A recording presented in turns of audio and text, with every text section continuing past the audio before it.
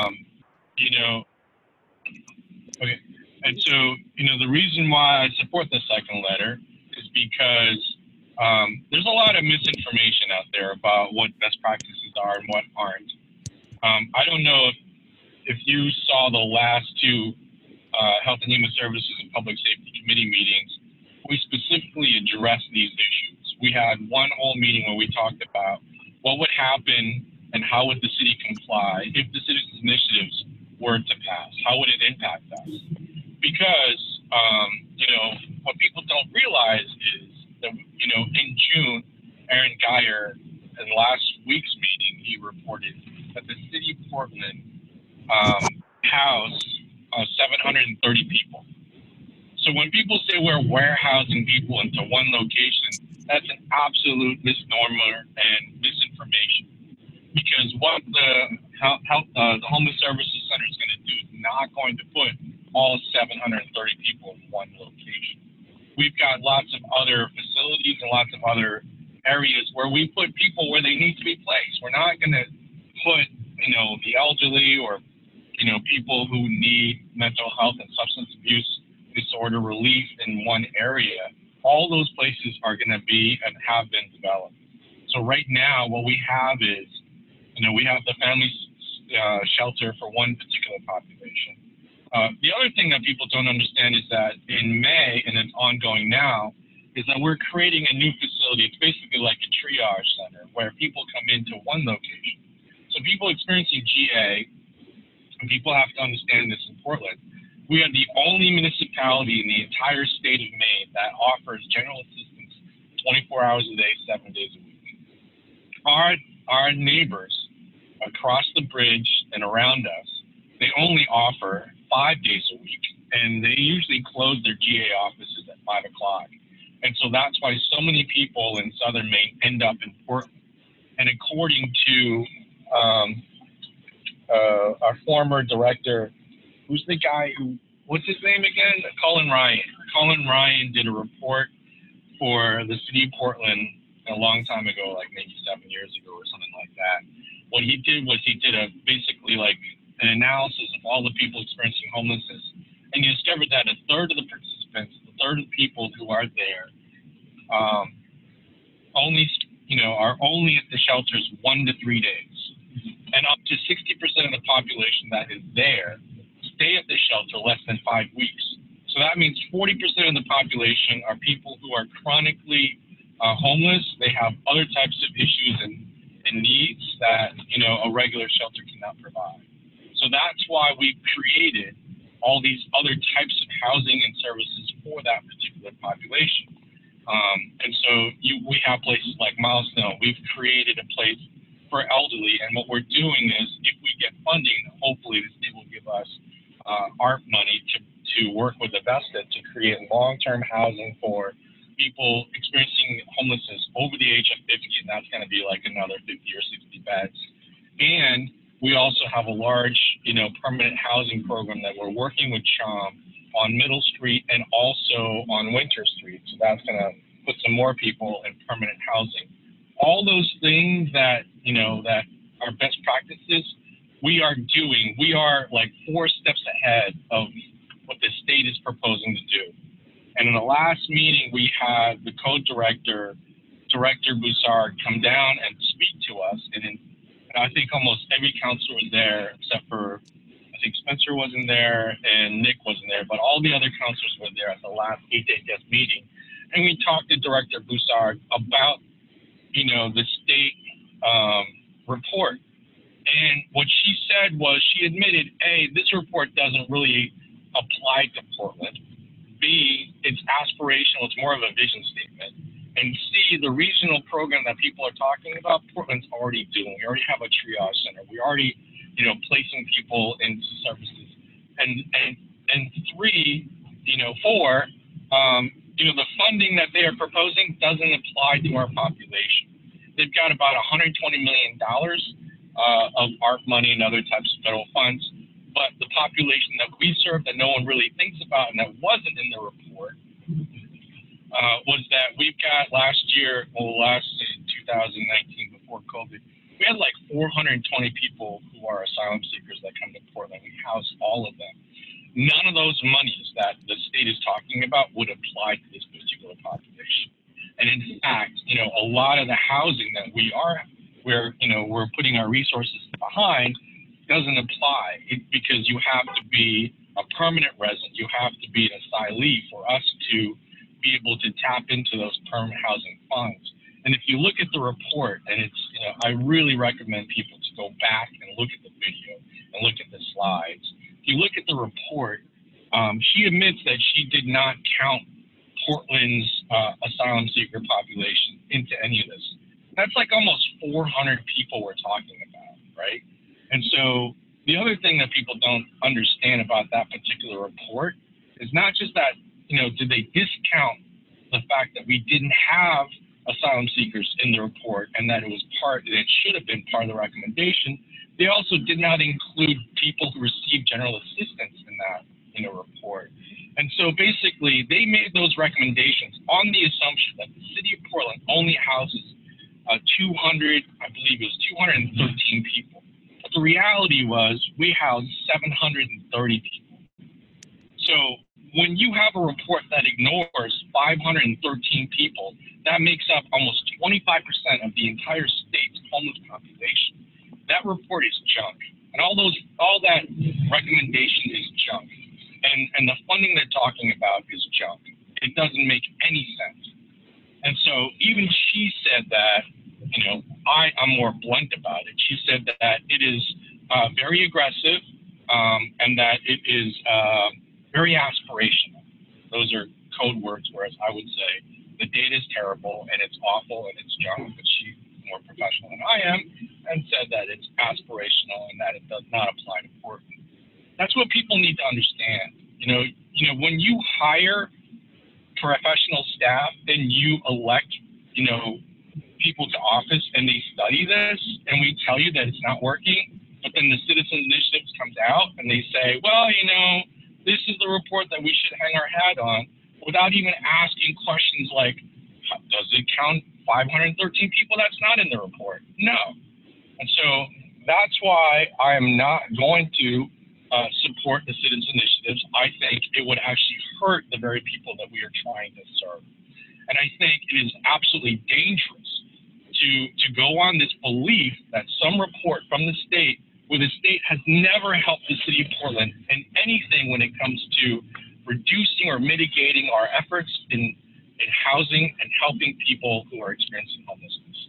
They have not done that. They have not created a 2-on-1 program to offset or force our neighboring towns to open their GA that could relieve a third of the people that are coming to Portland. They have not done that. They're just saying that maybe someday we hope that 40% of the state will have 2-on-1. Why would you not focus in on Portland and say, we need to start here. This is where we need to be working first. Because if the city is making 5% of the state's population, it's housing 730 people, and according to their reports in 2019, those about 2,100 people that they housed in the entire state of Maine. So all those recommendations, all those aspirations, all those programs that the state comes up is stuff that the city did a long, long time ago, and it doesn't even come close to the strategies and the programs that we have in place. It's and the other thing that people need to understand is that the only time we created a new shelter in the last 10 years was Preble, and that was the Welcome Center during COVID, right? So almost no neighborhood has created a low barrier emergency shelter in the last 10 years. So how are we supposed to house with, supposedly we're going to have exceptions with the Citizen Initiatives that you're not going to look at FSS and OSS. And if we have to follow the state guidelines, OSS is going to serve 75 people instead of 150 people. That means we have to figure out how to house about 500 people. How many low barrier shelters are we going to create? That would be about 13 new shelters if the maximum capacity for new shelters is going to be 40 people. And to me, that's impossible. And so what will happen is if we can't build those new shelters and find new locations across the state, across the city, And that means the city has to temporarily house those people in public facilities and warming rooms.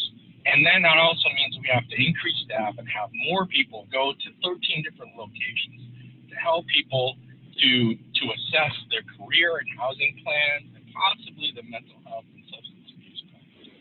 That's just going to create a hardship, and it's going to be, it's going to hurt the very people that we're trying to help.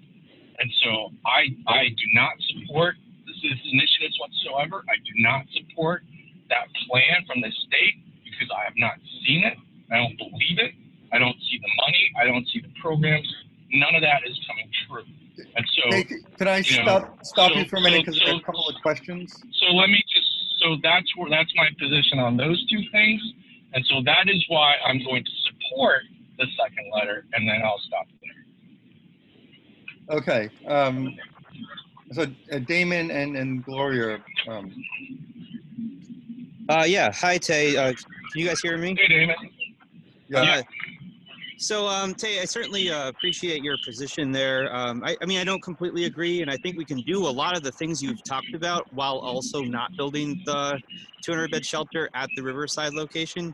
I guess the key question, the narrower question I have is, or the reason I hope you don't support the second letter, or you'll reconsider, is that what it's doing is, whether or not you agree with the citizen initiative or not, you're ignoring it and trying to bully this thing forward before the initiative would take effect. And that's, I think that, I wonder about the argument that, the citizens should decide about something that's so important, such a important citywide issue as this. It seems like it's something that's deeply unpopular based on the impressions we've got at public meetings and so forth. So I wonder if, why not wait and see what the citizens do in November before we move forward with this. I mean, I will say, for one, if the initiative fails, I will, support the city's proposal at Riverside. But I don't think that's what's going to happen. But why not wait for let the democratic process work through rather than rush through this thing. And Tae, before you answer, I thought I'd let Gloria give her question, see if it's related, or is it two in one? So go ahead. Sure. Hi, Tae. This is Gloria. I was going to make a slightly different point, although I think that's a good point that Damon brings up. And if the city is concerned about, you were mentioning that there's a lot of information here and the public may not be fully aware, then, it's kind of important then for the city council and to get people involved to communicate that clearly so that when people vote in November, they're making an informed decision. But I do think it should be respected that we got this ballot initiative and we should see how the vote goes. My question was going to be about your thoughts, Tae, about, okay, we have this one report that you feel is junk and the measurement's all wrong. But then what are your thoughts on when we see these kind of quotes by, Mark Swan, director of Preble Street, or Josh D'Alessio from Hope House, director of Hope House, in the news saying how, D'Alessio quote says, congregate living, aka large shelters, are passe as hammer pants and the approach is way wrong. Or you have Mark Swan saying the lessons we've learned over the last several months in the pandemic will last, and they should. And he's talking about how smaller shelters are the way to go, like the USM Wellness Shelter that was only 50 beds. Why would the directors here in Maine of our emergency shelters be stating that, and then the city council be pushing something that goes against what they, are not for, when they're the ones with that experience?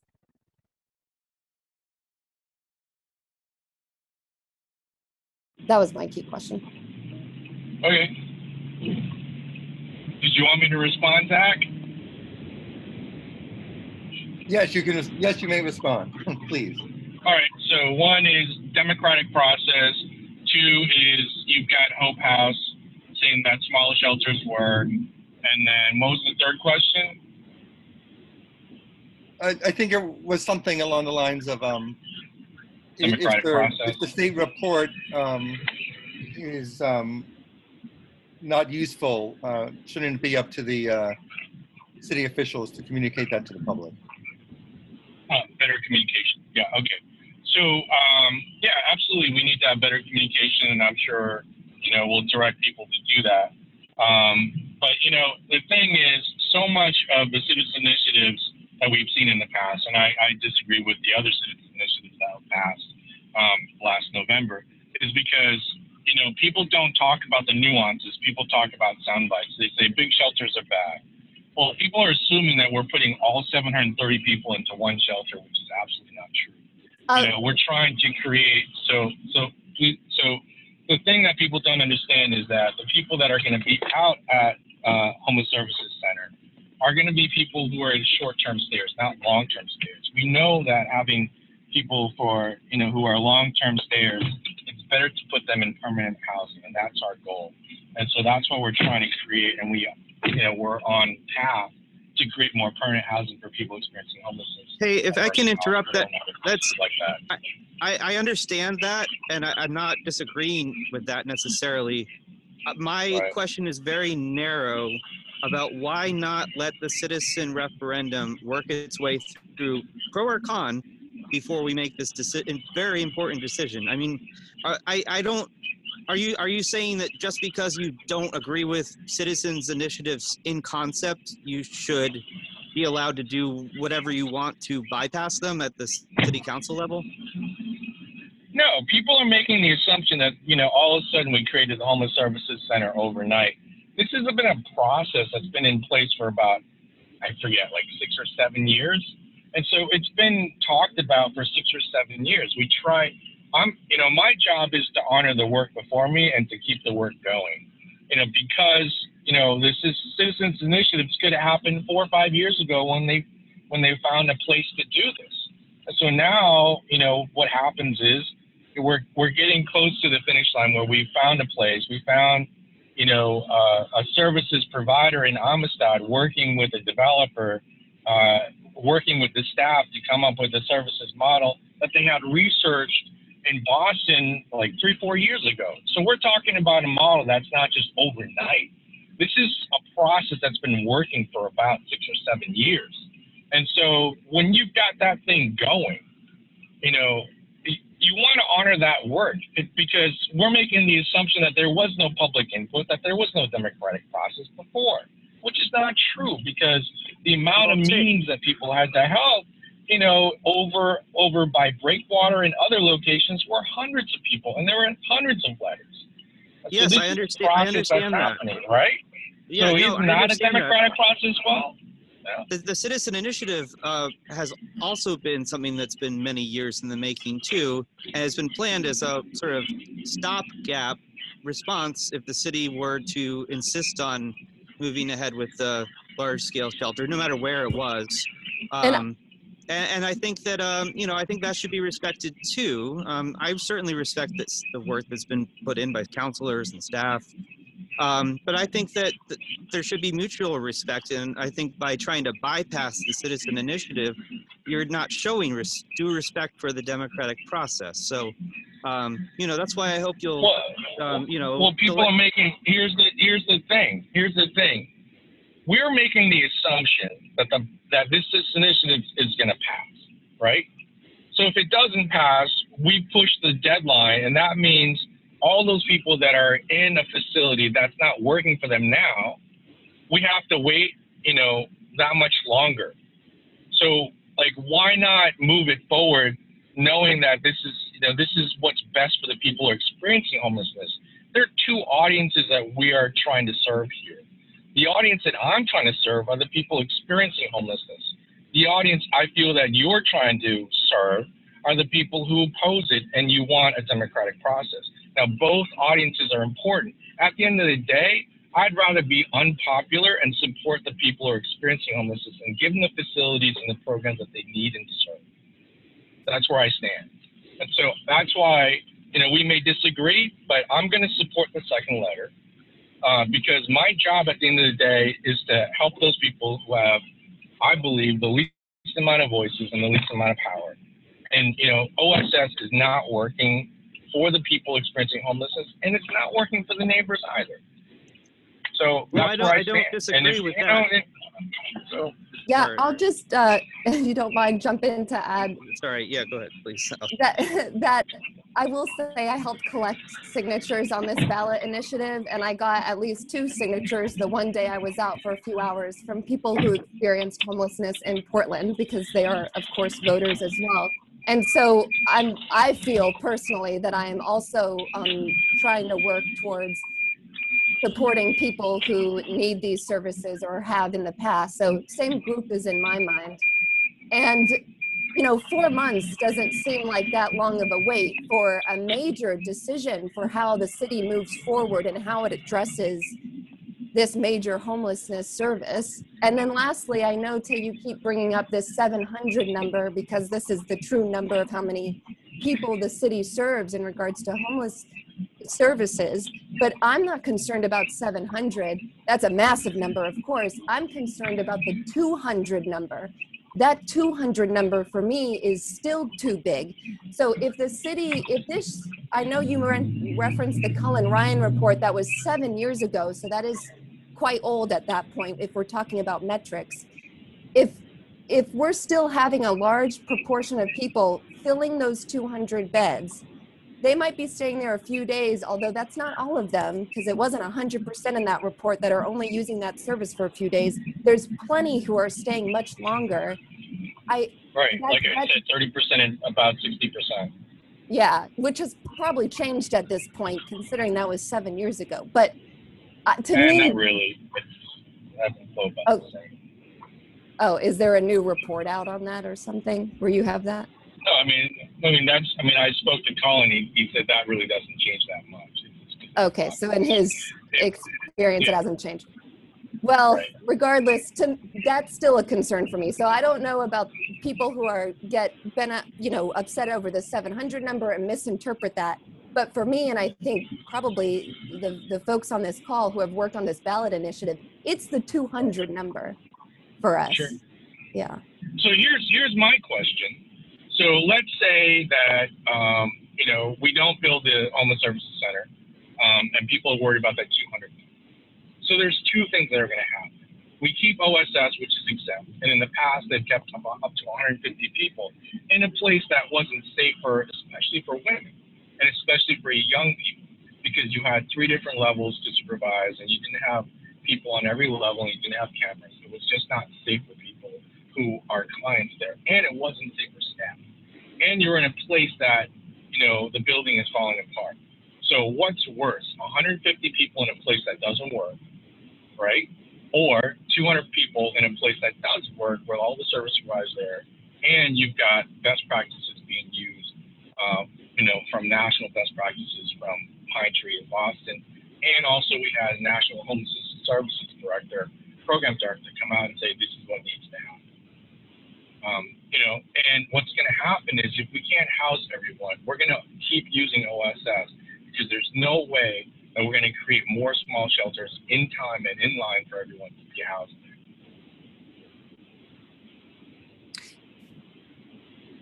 I don't know if Zach, did you want to? Well, I think I might say the same thing. It's like, it sounds like 2 bad alternatives. I'm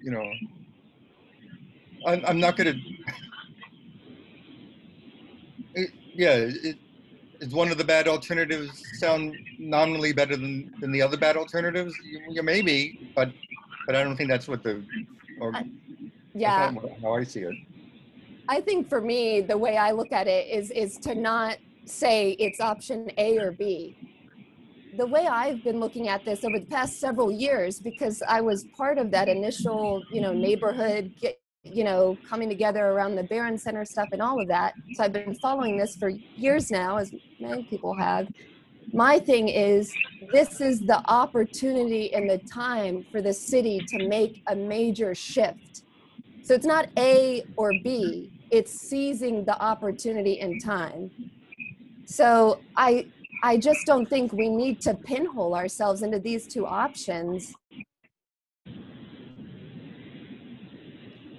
I think there's possibility here for a 3rd option that's been spoken about and pushed for several years.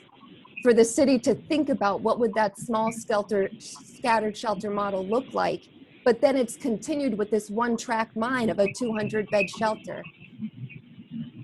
Yeah, I mean, this is.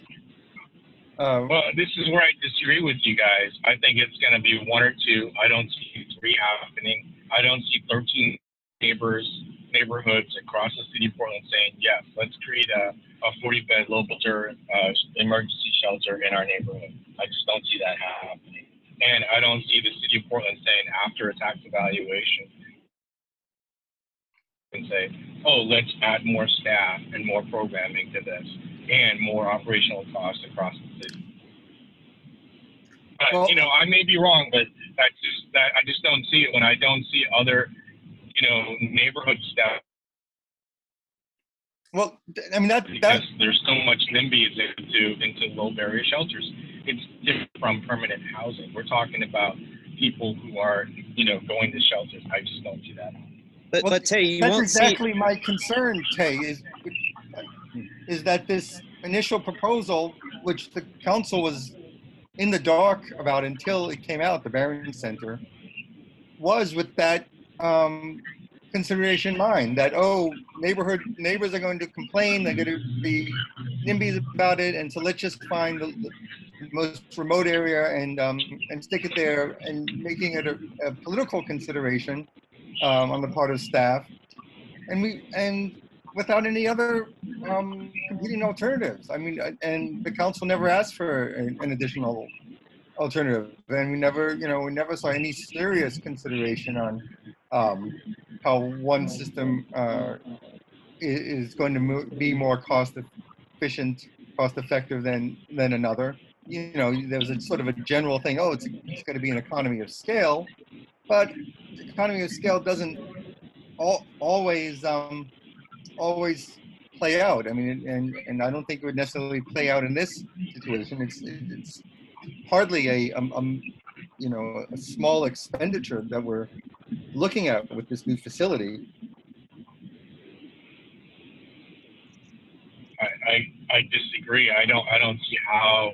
I believe that we did do a study, and this is where Councilor Ray could speak to it because she was on the HHS committee longer than I have.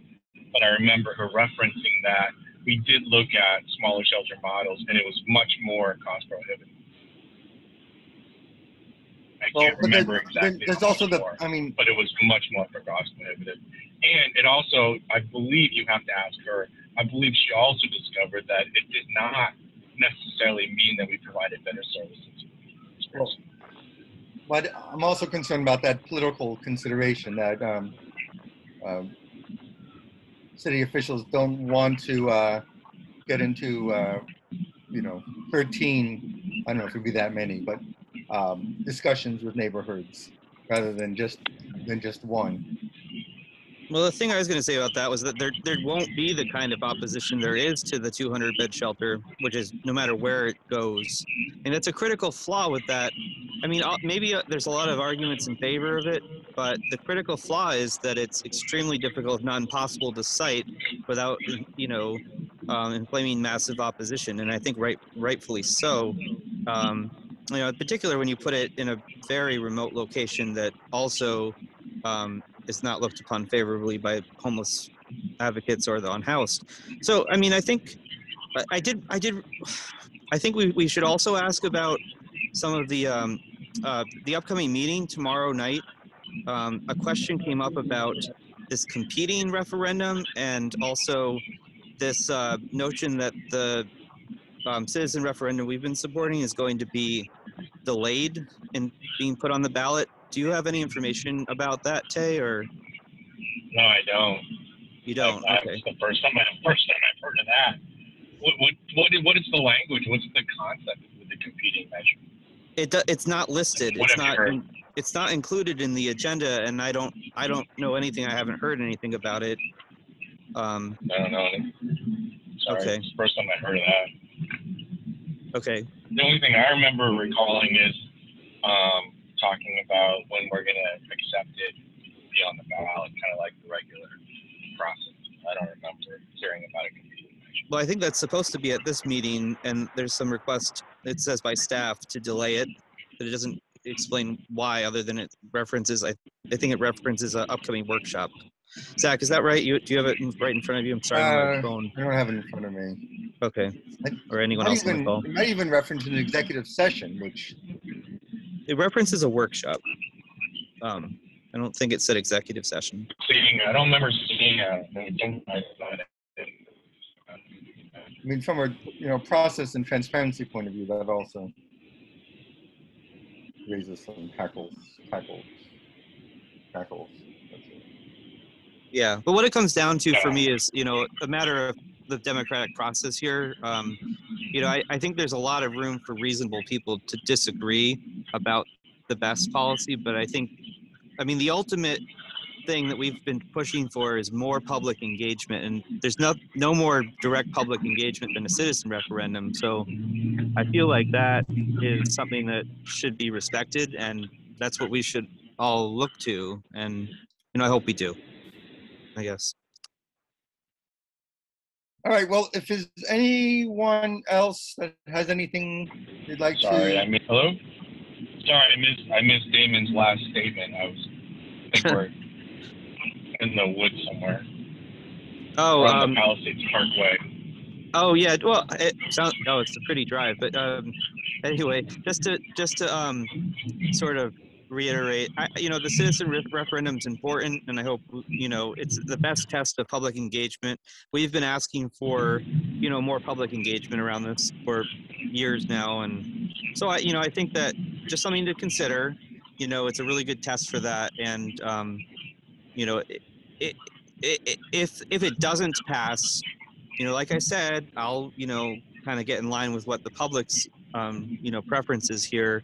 But if it does pass and then the city gets this thing in under the wire, I just don't think it's a good look for our democracy. It's at a time when it's really under the wire. It's with everything going on nationally and all these changes to the voting regulations, rules, and all of that. I think it's important to really stick to the process, and I hope and not just the letter of it, but the the spirit of it too.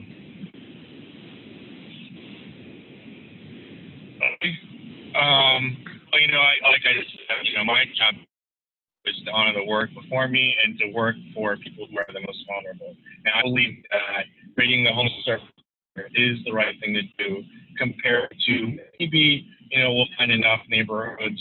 And in the meantime, people will be displaced in warming centers because we'll be out of compliance, and then we'll rely on OSS that isn't working for the clients and for neighborhoods. I don't mind making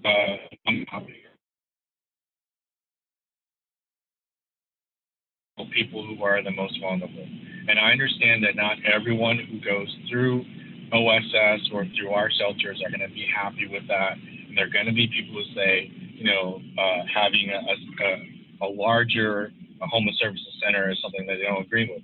That's fine. You can't please everyone. But when we have national experts and we have Colin Ryan and Amistad and other people, who are providing services for people experiencing homelessness, and they say that this is the model that works, and in their research, this is the way to go. And you might have smaller organizations like HOVAX and other people who say they don't agree with it, but overall, the HOVAX population is vastly different from the OSS population. And so we're dealing with, I'd rather listen to people like the Colin Ryans who used to run our center and is now doing, permanent housing for people experiencing homelessness and is a national expert.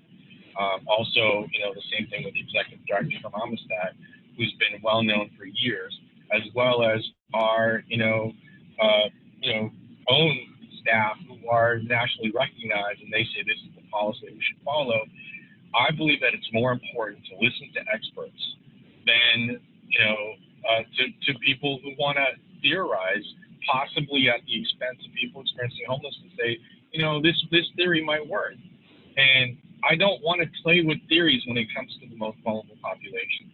And so that's where I stand. And I'm not going to, debate what ifs and come up with what if policies. I want to do the right thing and make sure that the most vulnerable are taken care of. and I am going to support the second letter. I'm going to advocate for the second letter. I'm going to try to convince as many people on the council to support the second letter. And I am strongly opposed to the citizen initiatives on this because this was not done by people who have all the facts and information. They have the right intent and they have the good heart to hopefully to help people. But I am going to listen to experts, and that is where I stand. Because I've done the work and they've done the work, and this is what we want to do. And it may not be popular, you know, with certain populations, but I really don't care, because at the end of the day, the only thing I care about is people that I believe are the most vulnerable, and that's where I draw the line. Well, And that's where we differ, and that's fine. Oh, I don't think that's where we differ. I think a lot of what you've said just now, Tae, is we are on the exact same page, where we fundamentally want to make sure that people who are experiencing homelessness and who are unhoused get the services that they need. A lot of what you just said, I feel we're absolutely on the same board of, including listening to experts and working with social service providers. That's why I struggle to see aspects of your position, because our ballot initiative, we work with social service providers. We work with People's Housing Coalition. We work with people who have experienced homelessness in Portland to design that ballot initiative. It did not come out of our own minds as some group of neighbors in Portland. It came with a similar set of people that it sounds like the city council, of course, has been working with. And that's why it's strange to me that, you know, words by Mark Swan, who runs Preble Street, words by Josh D'Alessio, who runs Hope House, the second largest emergency shelter in the state of Maine. It doesn't seem to concern you that they would not be for a large shelter model. I used to be a fan of Mark Swan. I'm not. That's where I stand.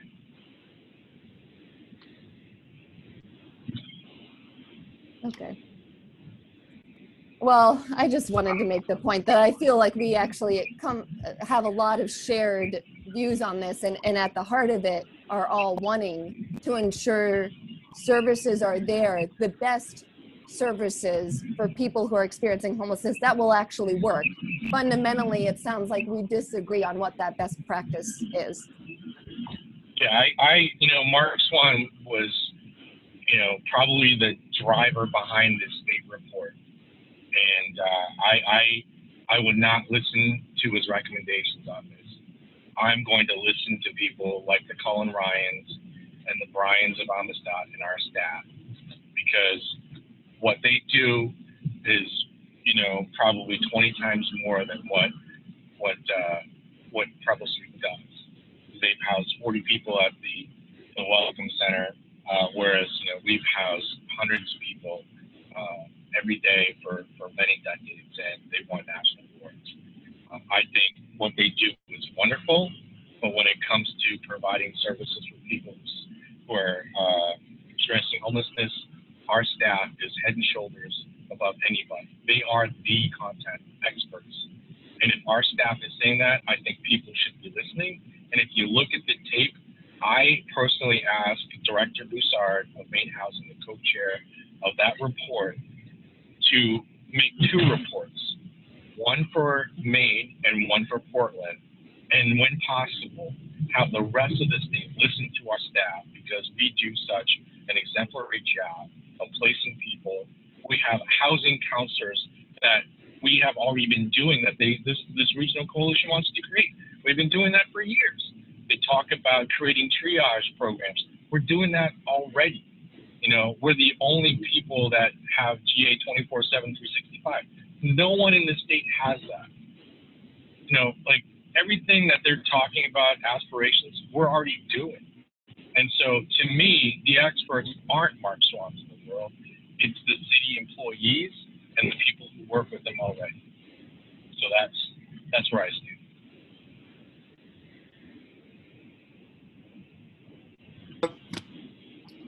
Okay, well, I mean, I think everyone has said what they wanted to say. I don't know if everyone has heard what they wanted to hear, but at least we got half the things accomplished. And I did say we keep it under an hour. unless someone has something particularly pressing they'd like to add, I'd like to thank Tae for taking the time and everyone else. Okay. All right. Well, thanks, everybody. All right, thanks, Tae. Thank you. Thank you, Tae. All right. Take care. All right. All right. Bye, All everyone. right. Thank you. Bye. Bye.